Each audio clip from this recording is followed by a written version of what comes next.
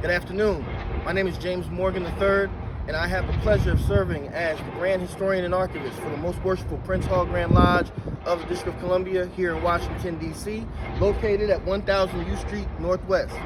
This is our historic Masonic Grand Lodge here in the District of Columbia, and today I want to give you just a little bit of history about the importance of this building and of this jurisdiction and of the community around this area.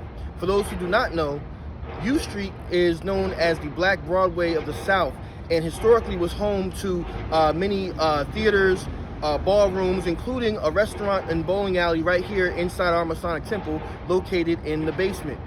Our jurisdiction was established with our first lodge, Social Lodge Number 1, in June of 1825. Our second lodge, Universal Lodge Number 2, was established in 1845, and then our third lodge, Felix Lodge Number 3, was established the following year in 1846. On March 27, 1848, at the Fleet School located in Georgetown, Washington, D.C., the jurisdiction was established by the establishment of the Most Worshipful Union Grand Lodge, as we were known at that time, with Charles Datcher being elected as our first Most Worshipful Grand Master. Our jurisdiction has moved since then several times, at one time having several Masonic temples located throughout the city, as well as having a Masonic Grand Lodge located at what was then known as 5th and Virginia Avenue Southeast. We were unfortunately forced to move from that location at the beginning of the 20th century due to eminent domain and the construction of the highway that now goes through that area. This magnificent edifice was constructed with money donated from members of our jurisdiction, both male and female, and was the vision of, in my opinion, an entire generation of our greatest leaders for our jurisdiction. Names such as Thornton A. Jackson, names such as William Grimshaw, William H. Myers, brothers and sisters such as Georgiana Henson Thomas, and the list goes on and on and on. This Grand Lodge was established with a purpose of not only serving as a Masonic temple, but also as a social and business center for the burgeoning U Street area at that time.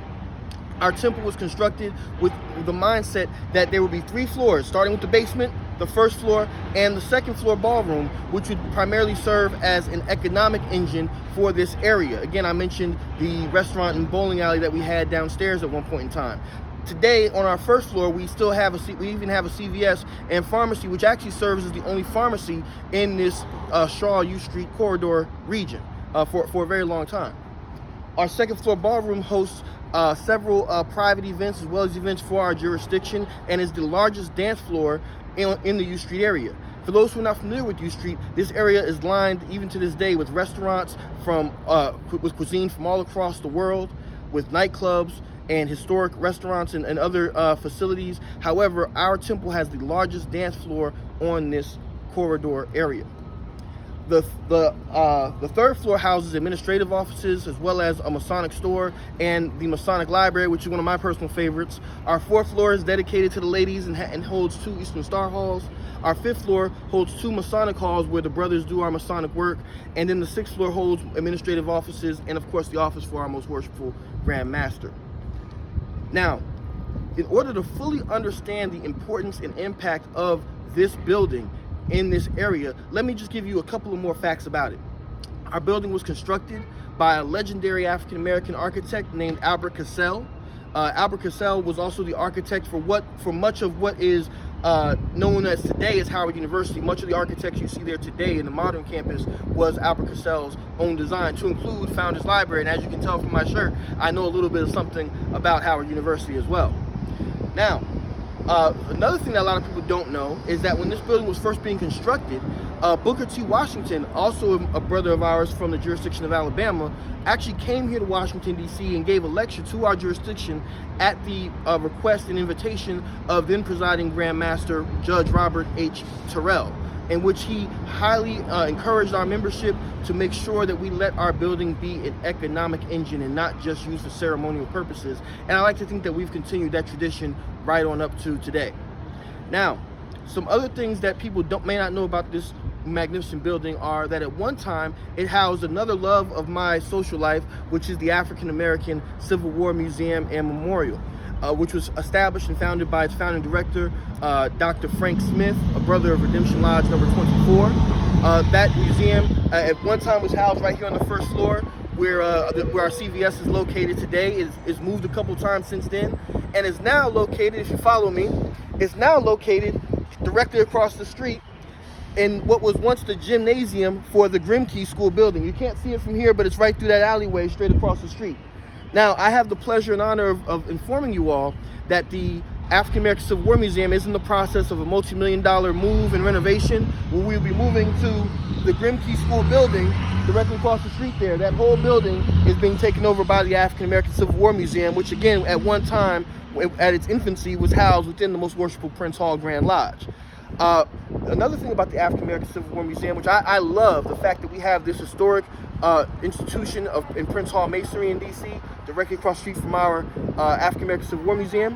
But as you can probably see behind me, we also have the historic African American Civil War Memorial. This is a national memorial registered with the National Park Service. Again, this memorial was established with the foresight and vision of Brother Dr. Frank Smith. This memorial holds the names, if you see those silver plates behind it, it has the names of 209,145 United States colored troops. These are men who served in the United States Army in the support of the Union in order to end the evil that was slavery. Many of these men were or would become Prince Hall Freemasons. And so I always think it's an honor and a privilege to be able to be a historian for the Grand Lodge of the District of Columbia, and also to work directly with Brother Dr. Smith and his staff as a consultant on programming and curation consultant with the museum. So I always get shivers and goosebumps when I'm here in this space, this historic plaza. Now, to give you some information about the statue was actually sculpted by Ed Hamilton, and it was dedicated originally in 1998. There was a big ceremony here. General Colin Powell actually came and helped preside over that meeting. Also, the name of the statue is the Spirit of Freedom. Now, if we come a little closer to the statue, I want you to get a good look at what the statue represents. Now, the idea of the Spirit of Freedom is, you can see that three of the brothers there are representing the land forces for the United States colored troops, and then this brother here on this side is representing the Navy. Now, the naval personnel who served in the Civil War are not listed here, and the reason why is because the Navy did not segregate its records and personnel, and so it was much harder to try to sift through and figure out who was African American United States colored troop who served in the Navy. But all the land forces are represented here. This memorial does sit in the Guinness Book of World Records for housing the largest list of names for African American soldiers in a memorial for the Civil War.